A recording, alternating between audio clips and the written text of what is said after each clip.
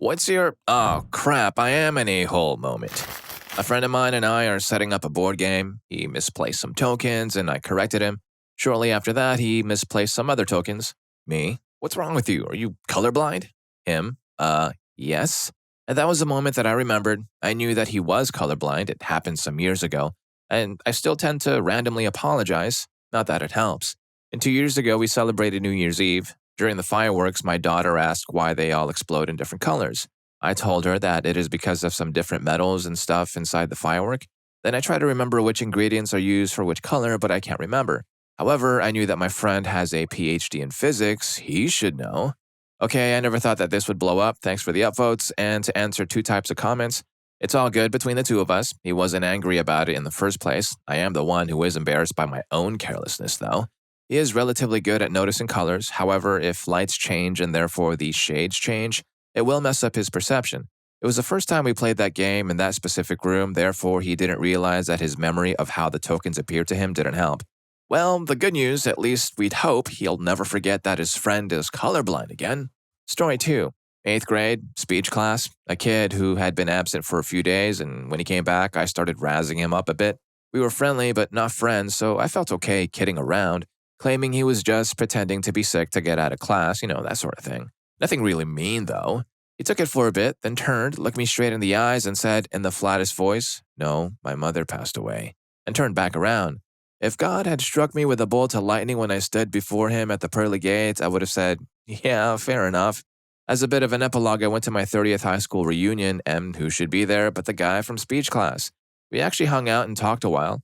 His wife and I got along great. We're Facebook friends, and he seems like a pretty cool guy. But I bet you can all guess what memory I have not and will not ever be bringing up with him, ever. Story 3. I told my friend she shouldn't use medication for her mental illness because I was convinced she could just sheer will to get through it. It was a stupid move to make her second guess getting professional help to address her mental health issues. I wish I just offered support instead of trying to fix it. When she mentioned the side effects when I had no idea what I was talking about. This was when I was a teenager and I thought I knew everything. Just wanted to add that I offered to face it together, that we would find the root of why she felt so anxious and depressed and we'd squash it. I thought that medication was temporary and wouldn't help in the long run, yet the assistance of a 16-year-old with no medical license could. I just didn't want my friend to suffer, but it was so wrong to try to substitute a medical professional.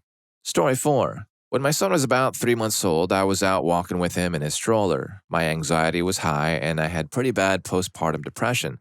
This kid on a skateboard was skating toward us. He was maybe 12 or 13. He was skating like he was just going past us, and he was going really fast.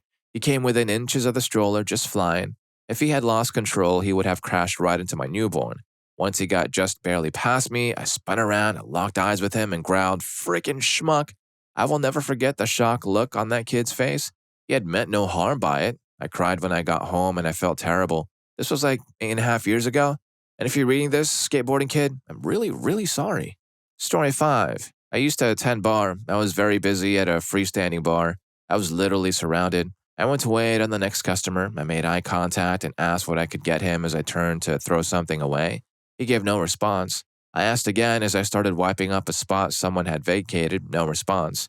This kept going a couple more times. As customers were building up, I turned with a bit of attitude and said something to the effect of, "Sir, I'm getting deeper in the grass and all these other people are getting mad. You need to order or move aside so others can."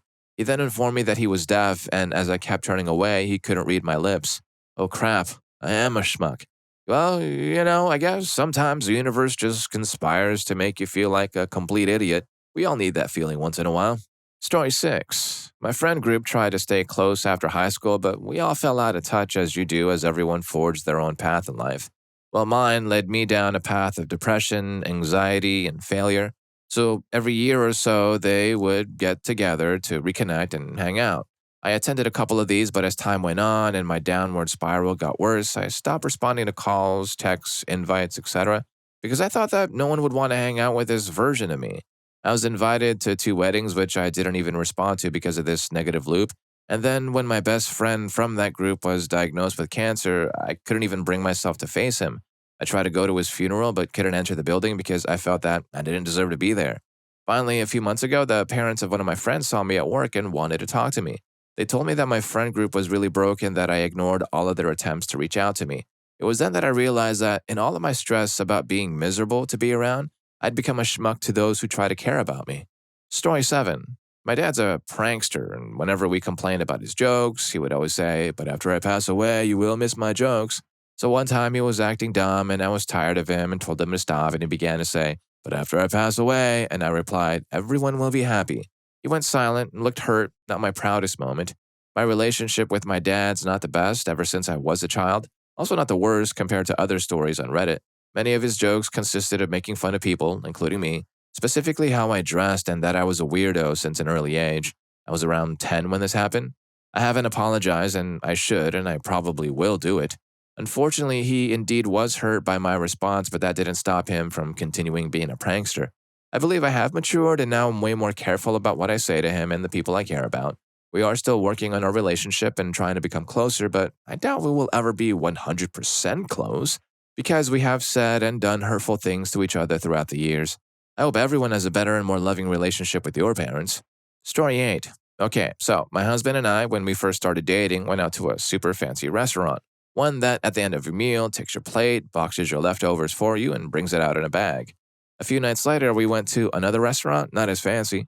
We were lost in conversation when the waiter came over to ask if we needed boxes for our leftovers. Me, completely not thinking, lifted up my plate to hand it to him, thinking he was there to take it, box it up, and bring it back. Not that kind of restaurant. Definitely one that would bring you a styrofoam container and pack up your own crap. This poor waiter, so kind and confused, took my plate and walked back to the back room. He brought it back out a few minutes later, nicely boxed.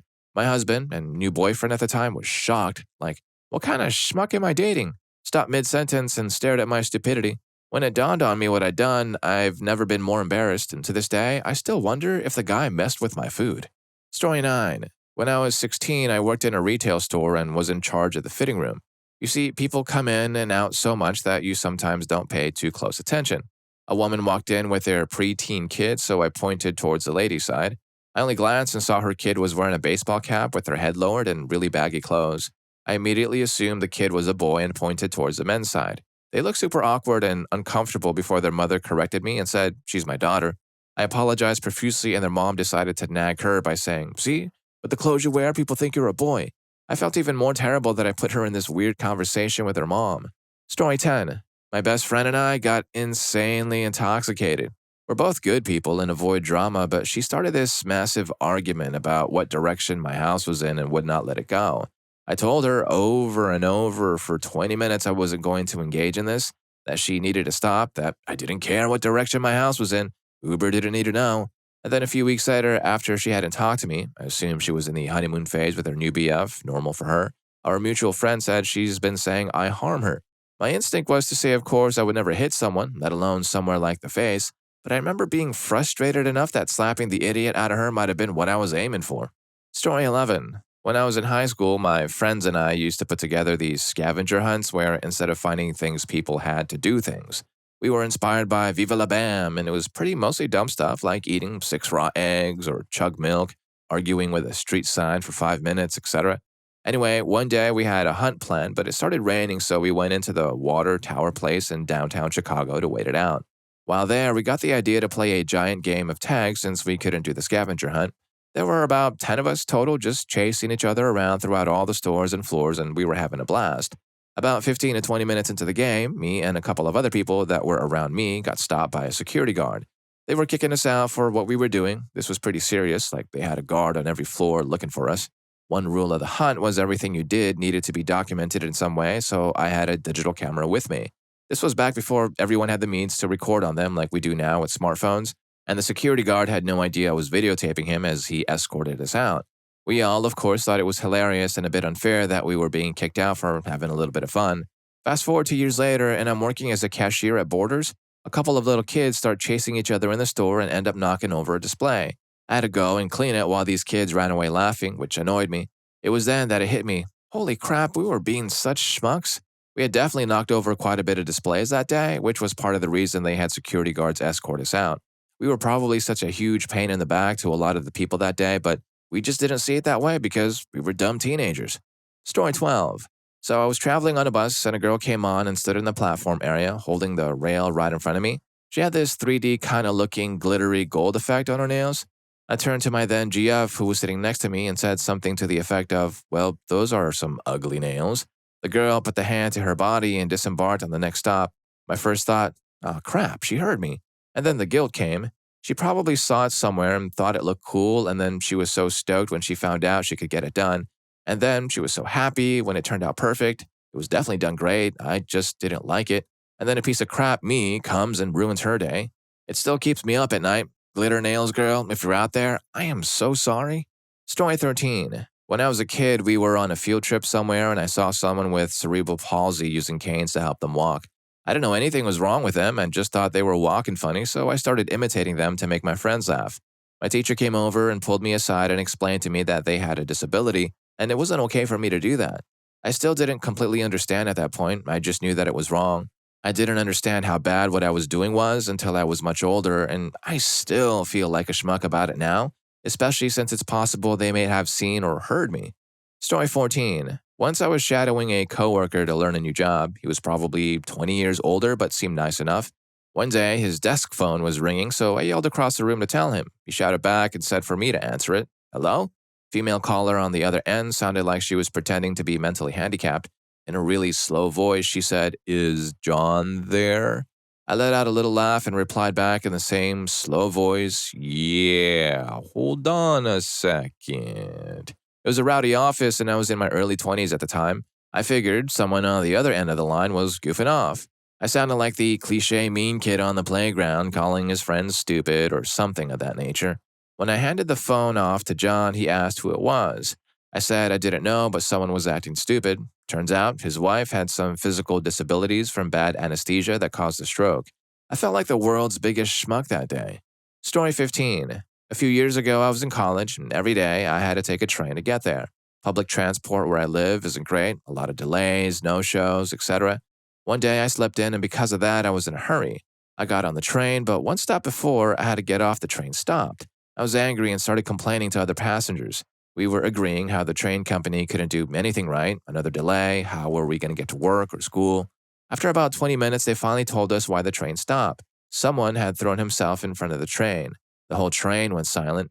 A few minutes after the announcement, we were escorted out. I remember seeing the train driver sitting on a bench, completely defeated. I realized that lives were destroyed and I was complaining about being late for school. My heart still aches when I think about it. Story 16. It actually happened last night. I was with a girl. We had both been drinking, and she's vegan. I was explaining how I'm not judgmental and I would never think I'm above anyone else because I hold different beliefs. Like, I believe in God. I wouldn't ever argue my sentiment over an atheist because the hell am I to tell someone how to live or what to hold dear? Anyways, I'm explaining that I have a very sarcastic sense of humor, and when I'm with someone who holds some convictions that make them believe they're better than someone and they bring it up, I immediately start making jokes and acting exactly how they don't want me to act. Because to me, it's hilarious that anyone could be just so judgy to others. Anyways, as I'm explaining this, I realize, oh crap, I'm a schmuck. I'm literally making fun of someone for their personal convictions. While I may not be doing with any sort of malintent, they probably don't appreciate the sentiment. Anyways, I'm not going to make those jokes anymore because it's a crappy thing to do. Story 17. I was a photographer for Lifetouch, taking school portraits. If you've been in school or are a parent, you probably know them. And one day, I was at a high school doing the same old, getting kids through my line just as usual. Sometimes kids would do wacky crap, and I'd have to ask them to be normal for at least 2 seconds so I can photograph them and not get yelled at by their parents, the school, or my bosses. A girl walks up and has her arm in her hoodie. I can tell she's not excited to be taking a photo, but this was common, and I had a light-hearted style that could usually get even the most stoic or too cool kids to create a bit of a smile. After she puts down her bag and steps up to the silly prop, her arm is still in her hoodie, so I ask if she can take it out and put it down in front of her. She ignores me and I snap a few pics, letting her have her way. I then ask, okay, can I just get one or two with both of your arms? Her response, I only have one arm. Yikes. I can just imagine the look on his supervisor's face when he told them about this. Priceless. Story 18. I was in 8th grade. I scored 90% on a math test, and a guy scored 95%. The test was out of 50. It was a 1-point difference. He never had good grades, and I was a nerd who cried when I scored less than 95% on a test. I couldn't believe that he did better than me, so I asked to see his copy. The teacher had made a mistake. He had given him 1 point too much and me 1 point less. So I went to the teacher with both of our papers, and the teacher corrected both of our scores. I was happy. My friend told me that the guy was really happy about that grade and that he said he wanted to be an architect, that he just started to stop smoking and he was really proud of his 95%. I still feel so bad. I could have gone to the teacher with just my copy and still gotten my 95%. No, my socially incapable 12-year-old self absolutely had to destroy that guy's dreams and self esteem. Story 19. I once broke into the middle of a hearse procession. I was preparing to make a left at an intersection and wasn't really paying attention to the cars passing. As the light turns green and I start turning into the intersection, I cut off a car who was coming from quite a gap and basically trying to run the red. I just thought they were being an idiot. They also had their left blinker on. I assumed they had accidentally left the blinker on and were just going straight. It happens to everyone, so I'm thinking, whatever. After a few minutes, I noticed that all 10 cars ahead of me had their flashers on. It confused me, and when I looked in my rear view, it was the same thing for about 10 to 15 cars back. Then, when going down a hill and seeing cars going up a hill ahead of me, I noticed the hearse. Anyways, it was a long stretch of single-lane road without any turnoffs, and that was uncomfortable. Story 20. Every single time someone misunderstands my intention behind saying something, it's because I am really bad at formulating my thoughts. I can't hear all the different ways of interpreting the words that come out of my mouth, compared to the one point I am trying to make. I've abandoned multiple friendships because they thought I was calling them out on something I said, with a completely different meaning than what I was trying to get across. They would constantly fail to understand no matter how much I try to explain what I was actually trying to say, or accept my apology with what my actual intention was. Eventually, I just got worn out by always feeling terrified in all social situations because someone will use anything I say against me in the worst possible interpretations. So I just gave up on talking to people altogether. If I don't speak to people at all, I won't hurt them by making poor choices of words, and they won't be able to hurt me by insisting that I intended one thing with what I said rather than what I try to explain. I'm not gaslighting when I elaborate on something I said. I am trying to help you understand my thoughts. Story 21. Exited an exam close to the end of the exam. A fellow student exited 20 seconds after me, and I said, "It was so easy, right?" I was considering this girl to a higher standard that I was seeing me and my abilities, still do, and she responded, "Oh, great for you," and darted off. I realized 2 seconds after that she had a rough time with it. The exam was worth 50% of the class at midterm, and that my way of saying what I said made it seem that I was being rude and disrespectful, even though I meant none of it. 30 minutes later, she texted me several paragraphs on FB saying that she overreacted, given that she had just exited the class at the time. Her main point being that I should from now on ask, "How did you find the exam?" to anyone from now on because it's a neutral form and wouldn't assume what one considered to be people's most likely experience with the exam. I told her that she had nothing to feel bad about the way she responded to me, that I was dumb not to have chosen the proper terms for my question. And from then on, I never failed to ask the question correctly. And if you're learning a thing or two from these stories so far, please don't forget to hit that subscribe and like button for more videos just like this. Story 22. Growing up, I had pretty bad anger management issues. Not an excuse, just the reality. It's a lot more under control as an adult, but as a teenager, I would flip out on my mom a lot over very trivial things. Stupid stuff like not being able to go somewhere with a friend, not having certain kinds of food in the house, people being in my room when I'm not there, dumb crap. I remember throwing my mattress out of our apartment, getting out of the car at stoplights and walking away, flipping furniture over.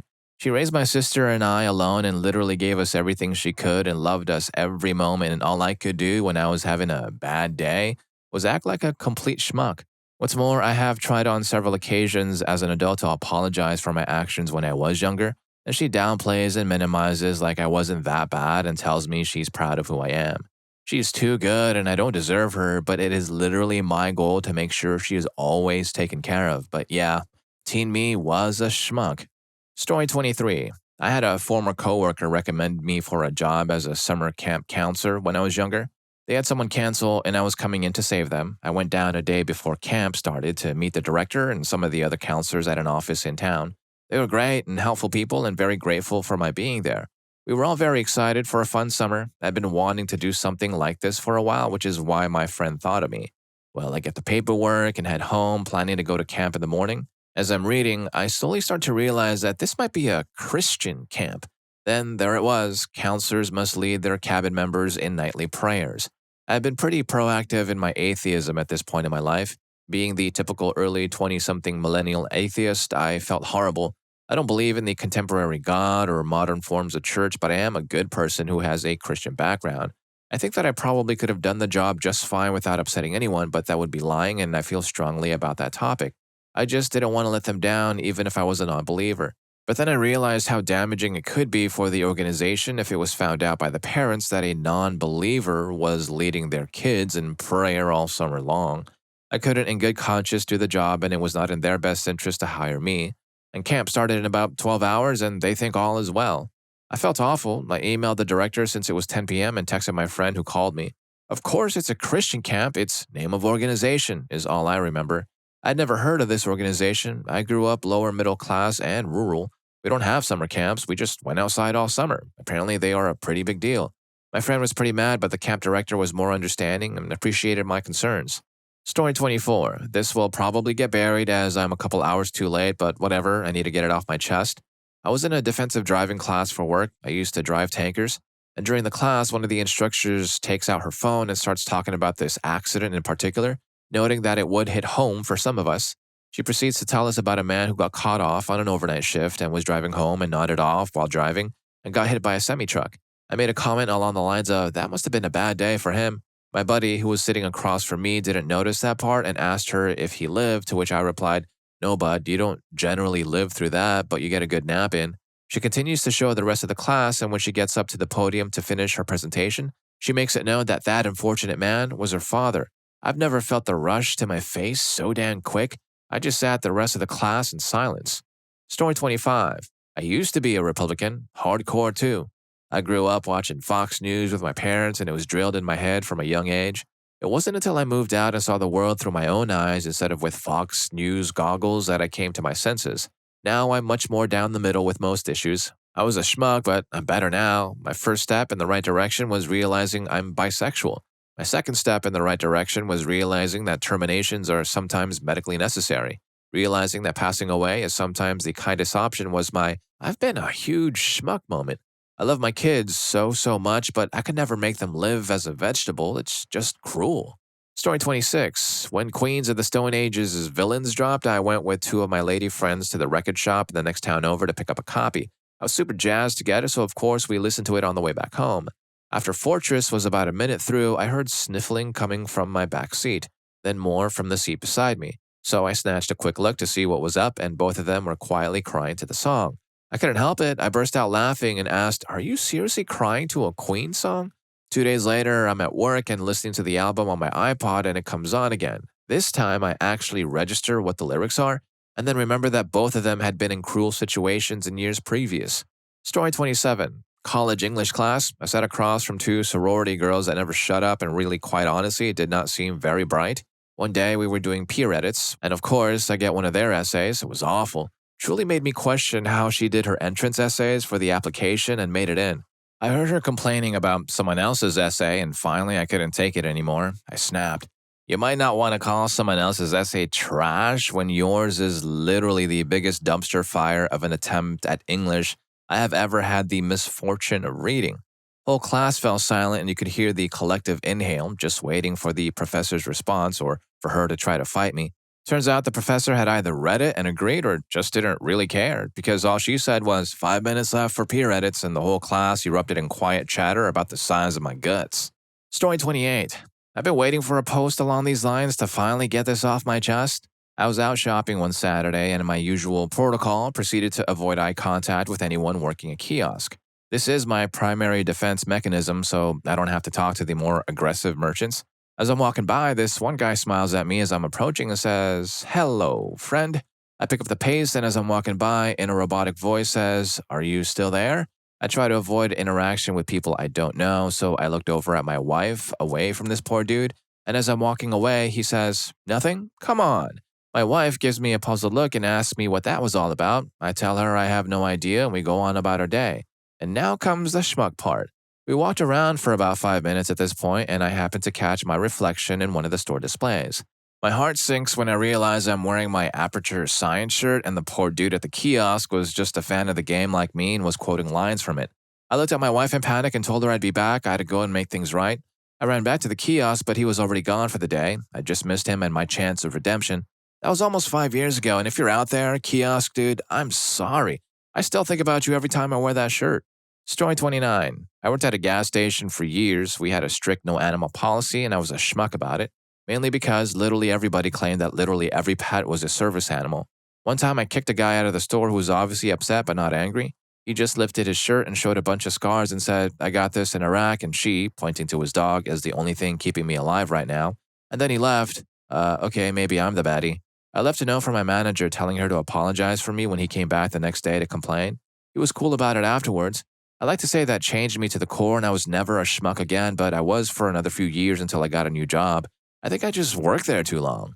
Story 30. I stopped for lunch, dinner after a long day at a horse show. I was driving my trailer, so I ran inside to order. Can't fit the trailer in the drive-thru and wash my hands. As I was waiting on my food, I was sort of daydreaming and absent-mindedly staring out the window, thinking about the easiest way to drive my trailer out of the parking lot after I got my food. I was zoned out for several minutes before I realized a man with Down syndrome was frantically waving at me. I started to wave back before realizing he looked angry. To my horror, I realized he was waving because he thought I was staring at him. I was mortified and had no idea how to respond without making this poor guy feel worse, so I just stood there like an idiot until my food was done, grabbed it, and booked it out of there as quickly as I could. I felt horrible and wished I could have said something to him to make him understand that I wasn't staring at him, but I panicked and, oh crap, I was a schmuck. Story 31. For years, I believed that I was this victim, that bad things just always happen, and that everyone was mean to me for some reason, and that I would never have friends or healthy relationships because I was so messed up no one could understand me. Everyone I would ever date or befriend always ended up hating me. One day I read an article that basically said, instead of arguing with people when they tell you you suck, agree with them, find any piece of truth that you can. Then I realized that I was actually a schmuck and super full of myself, and I had destroyed every relationship I'd ever had because I didn't get my way. I'm still mostly friendless, but I've started making work friends, and last night I even hung out with a girl, and we had such a fun time talking about girl crap. It was the most freeing thing in the world to have a friend that was an actual healthy relationship I formed. Story 32. As my previous self, I played friends against each other, gossip, manipulated my ex with tears and cries, and all around terrible emotional behavior and gaslighting and toxicity to get him to stay. Failed out of class even when I had group work out of spite. Broke crap, occasionally stole, super judgy, would disappear without warning, threatened that I'd do something that would blow up my life or theirs when I didn't get my way, etc. Needless to say, I got dumped, so glad for him that he left me and is absolutely succeeding in life. I went further off the deep end with rumors and crap and had friends start to disappear too. I was absolutely the schmuck, and everyone at the time either felt they had to let me be one, or it was easier, or they could fix me, or whatever. I messed up a lot of lives and almost all of my relationships. Got help for what was untreated depression and a drinking problem and gotten better as a human being. I was lucky enough a few friends stood by me. They're the best humans I've ever met, but I'm always going to be a little heartbroken over everyone who didn't stay. The ex and ex-friends are happy, but it hurts to know the best thing ever happened to them was not having me around. And my biggest regret is still that I can't see them through the rest of their life. Me being the worst kind of every schmuck ruined absolutely everything, and I have to live with it. Story 33. I briefly pestered a kid named Julian back in high school. I would taunt him and just overall be annoying to him for about a week during lunch. I grew up being constantly pestered and hated the crap out of people like that. And I only realized it one day after I got home from school and my little sister greeted me. I just remember having an epiphany and just wondering if Julian had any siblings greeting him and asking how his day went, a day that I more than likely made crappy for him. The following school day, I sat with him during lunchtime and apologized for my behavior, and I got to know him. We didn't become good friends or anything, but I greeted him every single time I saw him thereafter. Story 34. I worked in a coffee shop in a mall. It was always busy, and most drinks ordered were blended frozen stuff. On a Saturday afternoon, it was not uncommon to have 50 people waiting in line at all times, all three blenders in use at all times, no customer remembering what they ordered, and the queue of drinks never ending. Anyway, one busy day at Gloria Jean's Coffees, I was making the frozen drinks on Saturday afternoon during the holiday shopping season. I was exhausted.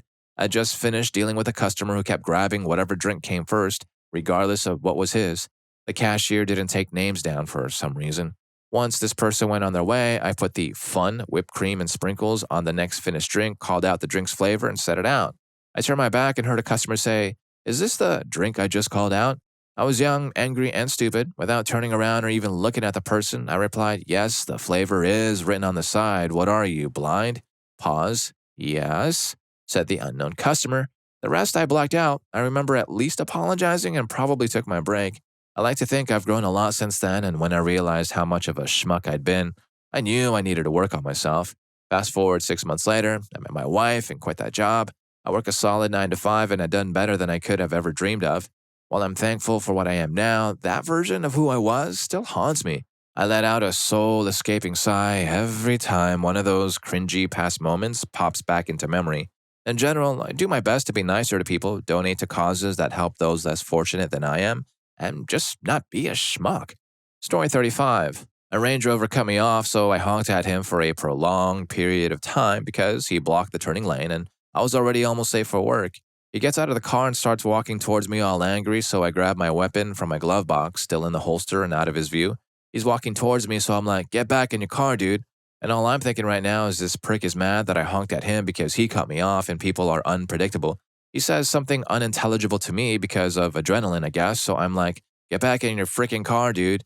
He's like, "You had to have seen that guy hit me." I'm like, "Get back in your freaking car." He asked, "Why are you being so rude?" And as I pulled around him, I realized the car in front of me must have clipped him as he was trying to illegally merge lanes and ran off. I pulled into work and processed what had just happened and felt like a super schmuck for a while after. If you're reading this, I'm sorry, man.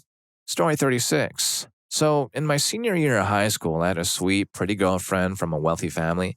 She treated me like a king and was honestly insanely obsessed with me. I would treat her badly and often show up at her house and call her just for intimacy or to get her to do something for me. She had a nice Jeep and I showed up one day asking to borrow it and she agreed and asked me to get it back to her in an hour because she was meeting friends. I took it and drove to a party in Connecticut. We lived in New York with my friends. I returned it the next night and her dad was livid and she was crying. My reaction was to make fun of her until my best friend told me I was a schmuck and I needed to apologize. I refused, so I did the stupidest thing and broke up with her instead. Everyone who I tell the story to is shocked that I did it because it didn't fit my current personality. I have wanted over the years to apologize, but we are talking 20 years and I don't even know where to find her. It also would only help me in my view and be unfair to her to bring up when she has moved on with her life. My only explanation is that I found out in my last semester of my senior year that my parents were divorcing and it screwed me up. Explanation, not an excuse. Story 37. I went to a museum where they have little rides that simulate a jet plane, and when I walked into the room, I heard a loud howling and lots of yelling coming from the area where the machines were. The whole museum was quiet at this time due to a lower occupancy from the lockdown, and it was early in the morning. I made a joke to my cousin and uncle that someone was having a lot of fun, and I started laughing at the noises, and they kind of gave me a blank face of seriousness. I make the joke again, and still, blank. My cousin tells me, in an under-the-table way, that the person making the noises was a disabled kid standing in line. I immediately felt horrible, and I looked behind me but never managed to see the kid. There was a little bit of awkward silence between us as we continued out of the room. Story 38. Years ago, I went into a hot topic, and as I was at the register, the girl working started telling me about all the new Metallica shirts they had gotten. For some reason, I told her I wasn't really into wearing band shirts anymore, which was mostly true. And even though I didn't mean to, it came out sounding really snobbish. At the time, I thought her reaction was kind of strange, even accounting for my accidental condescension. Shortly after I left the store, I remembered I was wearing a 9-inch nail shirt. Story 39. In early high school, late 90s, so if you got a girl's number, it was a house number. I called the girl's house and her dad answered. She was out, but I noticed his speech was a bit slow and slurred. Next day at school, I mentioned I had called and asked if her dad had been drinking. Well, turns out he hasn't drank much since his stroke. I still feel awful about that. Story 40. At the movies, once it was just me and my friends and one other group sitting in front. There was a guy in front that kept slurping on an icy really loudly, like he just really wanted to get every last drop. After a few minutes, I got really agitated and made a super obnoxious and loud slurping sound to make them aware that it was annoying me. Literally, as soon as I did it, I saw that it was a disabled man and his parents, and he had a suction tube. I was so ashamed I walked out of the theater quietly whispering to them, "I'm so sorry." I never went back in. And if you liked any of these stories, here's more for you. YouTube thinks you're going to love this. I'll catch you in that video.